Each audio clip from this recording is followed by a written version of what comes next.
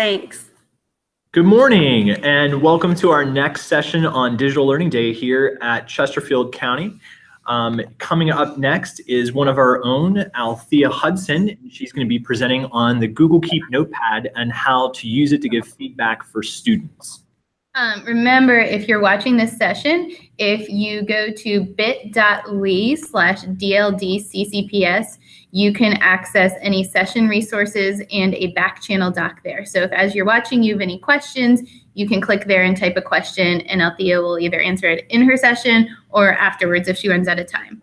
And if you want to watch this video later or any other videos, all videos will be posted in the near future at the same link, bit.ly/DLDCCPS.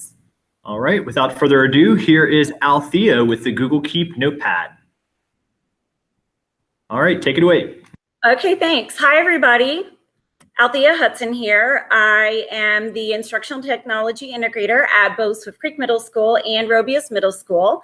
I am also lucky enough to be the Secondary English Language Arts Instructional Technology Liaison for the county. So I have been working with the English teachers recently on becoming more efficient with their comments and feedback when they're trying to personalize their learning for their students for essays. And I was thinking about it and I thought, well, this would help any teacher who's grading with a rubric instead of grading just, in a quiz that automatically grades like a Scantron. So I'm going to show you a few tips and tricks today using Google Keep to help make your commenting more efficient and a little bit more fun for you and your students. So without further ado, let me share my screen here with you so you can see what I'm doing. A couple of tips really quick before we get started. First, I do have a bit.ly link for you right here for you to follow along and have access to all of my resources. So it is bit.ly/ccps_keep. It is case sensitive, so make sure that is lowercase, please. And you'll be able to join me on the document that I've created to drive today's session. Make sure if you're on Twitter, give me a follow. I will follow you back. I love to share and tweet the cool things that the teachers around the county are doing or the fun things that I find other teachers around the country doing, which is where I got the idea for today's session. Also, Catherine mentioned the Q&A back channel. I linked it right here for you, handy dandy, so that you can see what we're doing. If you have questions for me, this is the doc where you should put them so that I can go ahead and answer it. If I don't get to you live today, I promise I will get back to you via email. So make sure you put that email address in there for me. Also, another quick tip, if you're wanting to play along while I am showing you how to do things, consider split screening your tabs, your browser tabs, by left clicking and holding and dragging one of your tabs out, maybe the one where you're watching my video. If you use this middle button right here between the minimize and the close out, it's going to shrink your screen. And if you shrink both screens and drag one off to the left and one off to the right, you can watch me over here and follow along over here. So little tip for you right there. If you're just now joining our session, I do have a bit.ly for you right here so that you can join and follow along. So a lot of teachers spend a lot of time grading essays or grading projects that have a rubric, and you find yourself saying the same things over and over and over again with a little tweak here and a little tweak there. So I want you to consider using Google Keep to help make yourself more efficient. Google Keep is just basically virtual sticky notes, thanks to Google. It helps you organize and create memos. It'll let you add reminders that will send to you via email and pop up on your calendar. You can save links to from the web. You can draw on it, and you can even add photos. So it really is a very handy tool in addition to keep making you efficient with your grading. So it is part of our G Suite for Education package, which is why I love it, because it integrates with docs, drawings, and presentations, which is where most of our students do a lot of their creation. If you're looking for 10 ways to streamline your life at school using Google Keep, check out Matt Miller's blog right here, or give him a follow on Twitter. He has some really fresh ideas that might help you out as well. So to access Google Keep, you can get there a couple of ways. You can pop into your Google Drive and hit your Google Apps up here, the 9 squares for the Google Apps. You can also access that through your Gmail. If you go down to the More button, you can get into Google Keep right here. And you can see right here that I've already preloaded a couple of different labels for today's activity, but you can create a new label right here, or you can add a note. My favorite thing to do though is to add a list because it adds several things to one note. So you can type in, like what color is the sky is what I could title it maybe. Right, because maybe you're asking your kids to give you some, you're asking them to list some stuff. So maybe you could say, not quite right, or try again, or yes, I love the rainbow too. But not quite a color, right?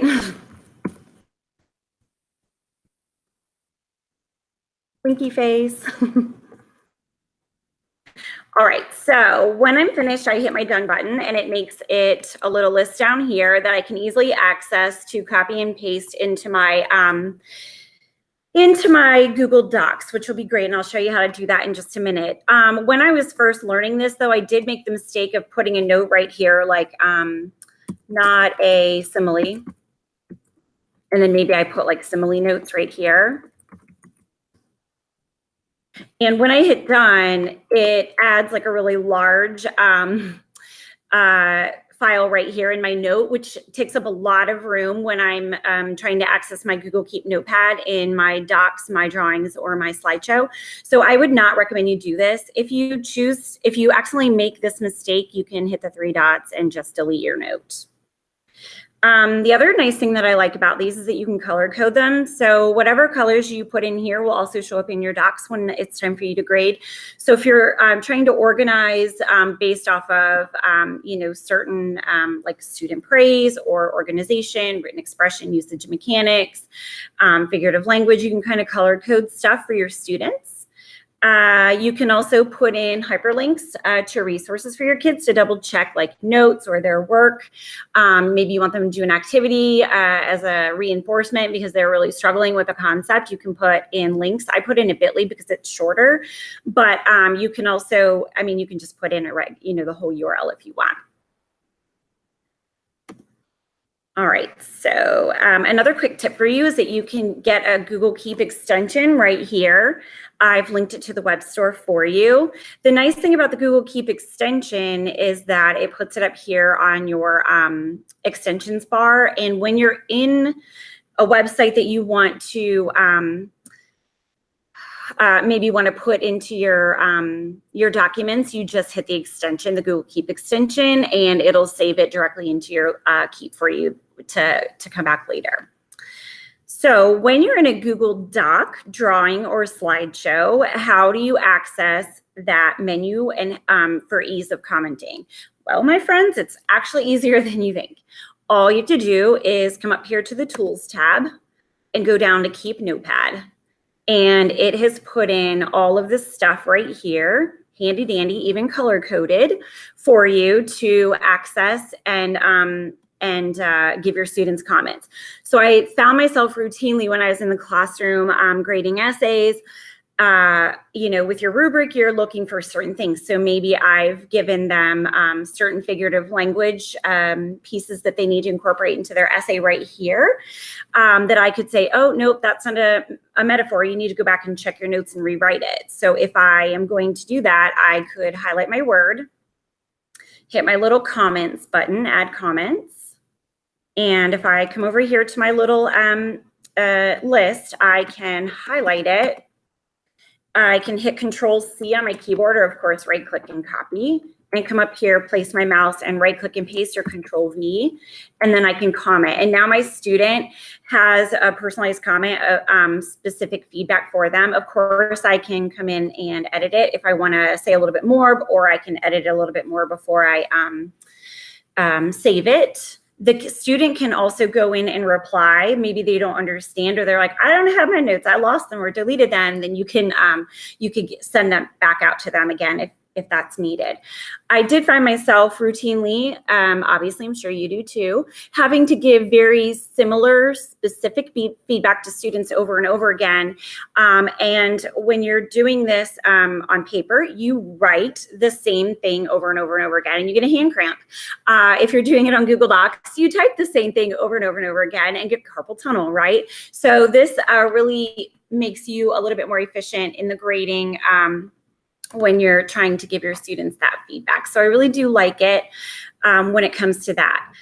Don't forget that you should also give your students some positive praise. If you see something that's really insightful, something amazing that they've said or done, you should definitely put that in there as well for them. So yeah, maybe I think my slideshow right here is a great example. So I'm going to go ahead and comment on that. And now my student, I'm going to add a smiley face for them because I think they're really good. And now my student can come in and see all of the stuff that I've shared with them. Let's see here. If you scroll down just a smidge more, I've got right here in the teacher tips for you how to set this up for you to use. I got the idea from Eric Kurtz.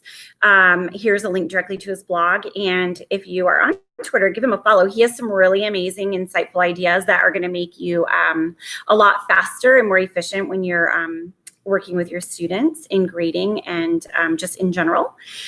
Something else that I found on Twitter, I love Twitter, by the way, can you not tell? My PLN on Twitter is amazing. I follow an algebra teacher who shared a really fun idea called doc stickers. I put a link to her blog here where she sets it up or shows you how to set it up, but she also shows you or shares with you some stickers, which I imported right here into a note. So now it's just like the good old days when your teacher gave you a sticker on your paper for doing a good job. Wherever you put your mouse cursor and you click your sticker and drag and drop it over, that's where the sticker is going to go for them. So you can even resize it. So your kids are getting stickers, which, you know, who doesn't love them, as part of their feedback, which I think is a really good time. And once you download her stickers, you just upload them into your Google Keep. If you're not quite sure how to do that, it is actually really easy. All you have to do is over here on your notes, you see this little picture right here. That's where you can access it. Oh, don't judge me on my memes. So if you want to know how to do this step-by-step, right here, the G Suite Learning Center has everything that you might possibly need and more. I'm going to real quick check my back channel to see if there are any questions about Google Keep and using it for your efficiency. And it looks like that we're actually pretty good with that right now. So let me access my screen share. And I just want to thank everybody for tuning in. If you have questions, please feel free to tweet me or send me an email or speak to your own school's technology integrator. Y'all have a great day. Thanks for having me.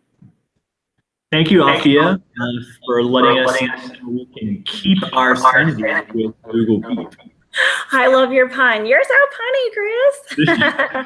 All right, next up at 11 o'clock. Thank you so much, Althea. Next at 11, we are switching to math. So we're going to have Katie Regan, a 5th grade teacher at Shockley, tell us about digital differentiation. See you soon.